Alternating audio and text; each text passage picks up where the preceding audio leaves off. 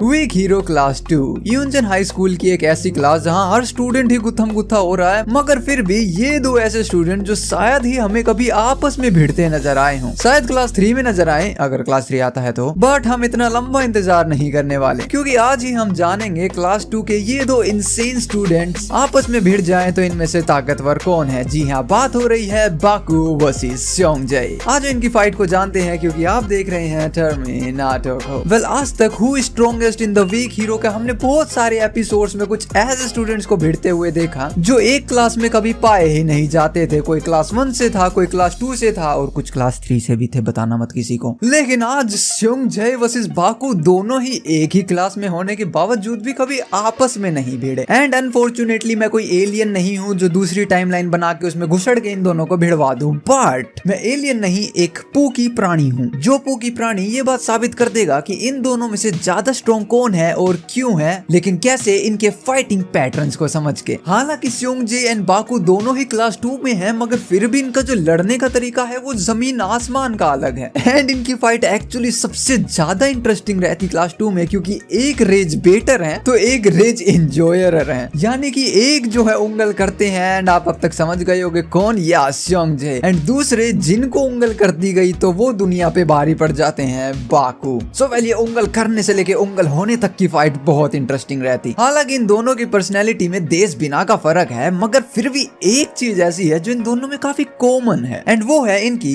Personality. Actually हमारे Baku एक chill guy हैं जो ऑन द फर्स्ट प्लेस कभी लड़ना नहीं चाहते, वो सिर्फ लड़ते हैं अपने फ्रेंड्स के कारण। And on the other hand जो हमारे स्योंगजाe हैं वो भी एक चिल ड्यूड हैं। हाँ, लड़ाई के मामले में नहीं, लेकिन वैसे उनको लड़ाई से मतलब नहीं है, वो बस लड़ाई करते हैं उंगलपंती करने के लिए। सो टेक्निकली हमारे स्योंगजाe भैया गर्ल्स के क्रश हैं एंड हमारे बाकू भैया बॉयज के क्रश हैं। लेकिन जब ये दोनों अपनी पे आते हैं तो बैंग। नाउ अभी एक दूसरे को ही बैंग करते हैं, तो इन दोनों में से लास्ट मैन स्टैंडिंग कौन रहने वाला है। अब क्योंकि ऑन दी फर्स्ट हैंड ये दोनों लड़ना ही नहीं चाहते, लड़ने का सबसे पहले हमें एक मौका ढूंढना पड़ेगा। एंड गेस व्हाट, वो मौका कौन देंगे, हमारे स्योंगजाe। क्योंकि स्यून भैया कुछ करें ना करें, इनको जरूर उंगल पा करना है एंड ये स्यून के कहीं ना कहीं लट्ठा बजा देंगे। देन हमारे बाकू भैया कॉन्शियस हो जाएंगे एंड फाइट में घुस जाएंगे। लेकिन जैसे ही बाकू भैया ने फाइटिंग के अंदर कदम रखा, एक बहुत बड़ा मैटर उठ के आ जाता है जो कि बाकू वर्सेस स्योंगजाe की फाइट में एक बहुत बड़ा रोल निभाता है एंड एक के लिए बहुत बड़ा सेटबैक है, एंड वो है मोटिवेशन। अगर मोटिवेशन की बात करें तो इन दोनों में जमीन आसमान का फर्क है, क्योंकि बाकू कभी भी लड़ना नहीं चाहते, बट उनके पास लड़ने की वजह होती है, यानी कि एक मोटिव होता है। कहते हैं जिंदगी बिना प्यार और मकसद के कोई मतलब नहीं बनाती, एंड वेल ये दोनों ही एक्चुअली बाकू के पास हैं, और वो हैं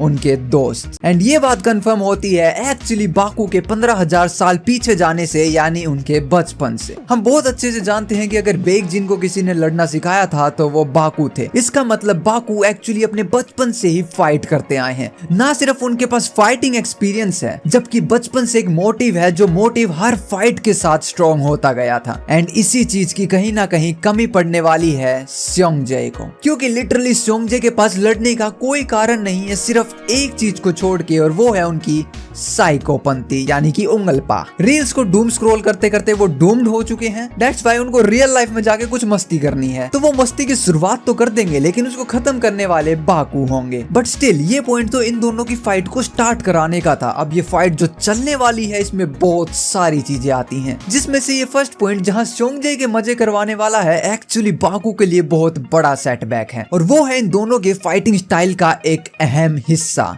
डॉजिंग। क्योंकि बाकू कभी भी फाइट के अंदर डॉज नहीं करते, एंड हमने इस चीज को बहुत ज्यादा बार देखा है। एंड एक्चुअली इसका रीजन भी बहुत ज्यादा सिंपल है, और वो है इनका बचपन। क्योंकि ये बचपन से फाइट करते आए हैं एंड इनकी fighting style actually rage based है, एंड उसके रेज बेस्ड होने का कारण भी है बेइजिंग। क्योंकि बेइजिंग को बुलीज बुली किया करते थे, जिससे बाकू उनको बचाते थे, एंड देन बेइजिंग को लड़ना सिखाया। तो ये जो फाइटिंग स्टाइल निकल के आता है, ये सेल्फ डिफेंस से आता है। सेल्फ डिफेंस कहाँ से आता है, जब आप हार हार के थक चुके हो। और ये हार के थकने वाला सीन कब आता है? जब एक्चुअली आपके दिमाग की बत्ती जलती है, आपके दिमाग में गुस्सा उठता है कि इट्स ओवर, इट्स डन, अब मैं नहीं पिटूंगा, अब मैं पीटूंगा। दैट्स व्हाई बाकू हमेशा रेज बेट फाइट करते हैं, जिस रेज बेट के कारण डेफिनेटली वो बचपन में बहुत सारी फाइट्स हारे होंगे, बहुत ज्यादा पिटे होंगे, लेकिन उस पॉइंट से लेके आज इस पॉइंट तक उस रेज को इन्होंने इतना सही कर लिया है कि अब ये रेज सिर्फ इनको असिस्ट करता है। लेकिन क्या स्योंगजे के सामने कर पाएगा? क्योंकि स्योंगजे सिर्फ लड़ते नहीं है, जबकि उनके पास एक बहुत बेहतरीन टेक्निक है और वो है उनका बॉडी पोस्चर। स्योंगजे जब भी किसी से फाइट कर रहे होते हैं, वो अपने अपोनेंट को पूरा एक फिक्स्ड पोस्चर में आने देते हैं ताकि वो कैलकुलेट कर सके कि उनके पंचेस एंड मूव्स कहां से और कैसे आने वाले हैं। एंड इस पोस्चर की सबसे ज्यादा खतरनाक बात ये है कि ये इसको फ्रैक्शंस ऑफ सेकंड में ठीक करते हैं। सीयुन वर्सेस स्योंगजे वाली फाइट में जब सीयुन स्योंगजे के ब्रोकन ग्लासेस की मदद से उनके पांव के अंदर ही वो चश्मे की डंडी घुसेड़ देते हैं, वो बहुत इंसेन पेन था, इतना इंसेन कि लिटरली आप अपने पांव पे खड़े नहीं हो सकते। मगर फिर भी जब स्योंगजे को दिखा कि सीयुन अब इस बात का पूरा फायदा उठाएंगे, वो इंस्टेंटली अपने उसी पांव पे खड़े हो जाते हैं एंड उस दर्द को बहुत ज्यादा झेलते हुए फाइट करते हैं। वेल, एंड्योरेंस वाले पॉइंट पे आने से पहले यहाँ नोटिस करना है इनका बॉडी पोस्चर। लिटरली जिस पांव पे चोट लगी है, वो उसी पांव के ऊपर अच्छा खासा फोर्स दे रहे हैं मूव करने के लिए। ये इतने दर्द को सिर्फ इसलिए सह रहे हैं क्योंकि इनको पता है कि अगर इनका बॉडी पोस्चर गया तो ये लड़ नहीं पाएंगे। That's why in the case of dosing ये कहीं ना कहीं बाकू से बहुत ज्यादा अच्छा डोज करेंगे, जो कि हमने इनकी बहुत सी फाइटिंग में देखा है, क्योंकि अपने बॉडी पोस्चर को बहुत संभाल के रखते हैं। लेकिन वही बाकू वो टोटली अपने रेज के ऊपर लड़ते हैं। दैट्स व्हाई वो लिटरली पंचेस को खाते हैं, इतना खाते हैं। क्यों खाते हैं? क्योंकि हर एक पंच के साथ उनकी रेज और भी ज्यादा बढ़ती जाती है, उनके अंदर का गुस्सा और भी ज्यादा बढ़ता है। एंड यही रेज इस दूसरे पॉइंट में बाकू को बहुत बुरी तरीके से इस फाइट में पिछाड़ देगा। क्योंकि हम नहीं भूल सकते कि हमारे स्योंगजे भैया एक्चुअली इतने फेमस क्यों हैं। जी हाँ, वो एक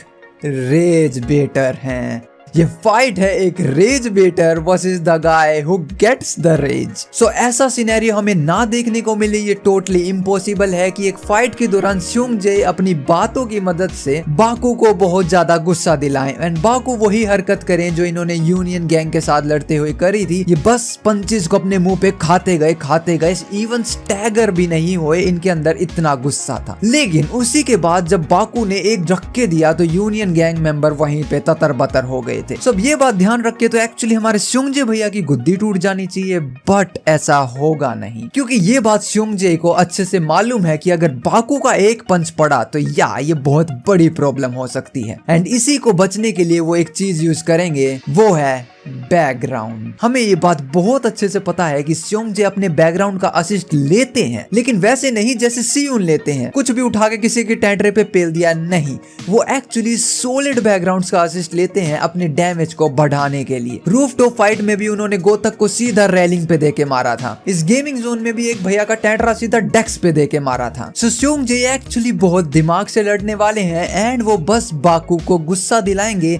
उन्हीं की पावर को उनके अगेंस्ट यूज करने का। इस फाइट को कुछ ऐसी जगह पे लड़ा जाएगा जहां चारों तरफ सॉलिड बैकग्राउंड्स होंगे एंड जब बाकू स्योंगजे की फालतू की बात सुन के एक ऐसे पॉइंट पे आ जाएंगे कि अब बस बहुत हुआ, वो सीधा अटैक करना स्टार्ट कर देंगे। बट क्योंकि स्योंगजे का बॉडी पोस्चर एंड डोजेस अच्छे हैं, वो इंस्टेंटली उनके पंच को डोज कर लेंगे, क्योंकि वो उस पंच को आता हुआ बहुत पहले से देख चुके थे एंड वो बाकू का पंच सीधा जाके लगेगा किसी सॉलिड बैकग्राउंड के ऊपर। एंड इसके बाद ही स्योंगजे एक्चुअली डोमिनेट करने लगेंगे उस फाइट को। एंड क्योंकि बाकू भी एक्चुअली अपने बैकग्राउंड का कोई यूज नहीं करते एंड वो डायरेक्टली बेयर हैंडेड फाइट करते हैं, क्योंकि उन्हें पता है कि उनके हाथों में ये एक्चुअली इंसेन लेवल की स्ट्रेंथ है। लिटरली उन्होंने यूनियन गैंग मेंबर के चलते हुए बाइक के ऊपर हेलमेट तोड़ दिया था सिर्फ एक पंच से। एंड यही वो पंच है जिसका डर हमेशा स्योंगजे को बना रहेगा। इवेंचुअली अभी तक इस फाइट के अंदर स्योंगजे डोमिनेट करते नजर आ रहे हैं एंड ये फाइट एक पॉइंट तक चलने वाली है, क्योंकि इन दोनों स्टूडेंट्स के अंदर ही टॉलरेंस बराबर की है। क्योंकि जहां स्योंगजे के पांव में लिटरली चोट लगी हुई थी, वो उसी पांव से लड़ रहे थे। इन दोनों के अंदर एंड्योरेंस बहुत कमाल की है। जहां स्योंगजे के पास में पोजीशन है, बैलेंस है, रिफ्लेक्सेस है, एंड्योरेंस है एंड उनका साइकोपना है, वहीं बाकू के पास में एंड्योरेंस है, उनका रेज है, वो स्टबबोर्न है, पावरफुल है। बट फिर भी एक ऐसा पॉइंट जो स्योंगजे वर्सेस बाकू की फाइट को एक सेकंड में डिक्लेयर कर देगा एंड इन दोनों की फाइट का जो विनर रहने वाला है वो है बाकू। क्यों? क्योंकि एक पॉइंट जो अभी तक छुपा के रखा गया है, जो किसी मेगा मास्टर कार्ड की तरह यूज होएगा, और वो है एक्यूप्रेशर पॉइंट्स। उस अंडरग्राउंड फाइट के अंदर जहां बाकू बस पंच खाए जा रहे थे, उसके बाद वो एक पंच मारते हैं सीधा अपोनेंट को और उनके अपोनेंट जमीन पे धराशायी हो जाते हैं। इस इकलौते पंच के अंदर एक्चुअली एक नहीं जबकि दो बहुत बड़ी बातें छुपी हुई थी। आपका अपोनेंट एक ही पंच में अनकॉन्शियस नहीं हो सकता अनटिल अनलेस आपको नहीं पता वेयर टू हिट, जो कि बाकू को बहुत अच्छे से मालूम है। एंड सेकंड, वो पंच एक बहुत पावरफुल पंच था जो कि रेज से जुड़कर बना था। सो अगर सोंगजे कितना ही डॉज कर लें, कितना ही अपने बैकग्राउंड का असिस्ट ले लें, कितना ही अपनी साइकोपंथी से उनको रेज कर दें, अगर बाकू के हत्थे वो चढ़ गए, इसका मतलब एक पंच दूर है वो। अगर वो एक पंच लगा, मोस्ट चांसेस है कि वो एक पावरफुल पंच होएगा जिसके अंदर सोंगजे अपने दिमाग का अच्छा खासा हिस्सा गवा देंगे। एंड उसी क्षण फ्रैक्शंस ऑफ सेकंड में वो पंच आएगा जिस पंच को पता है वेयर टू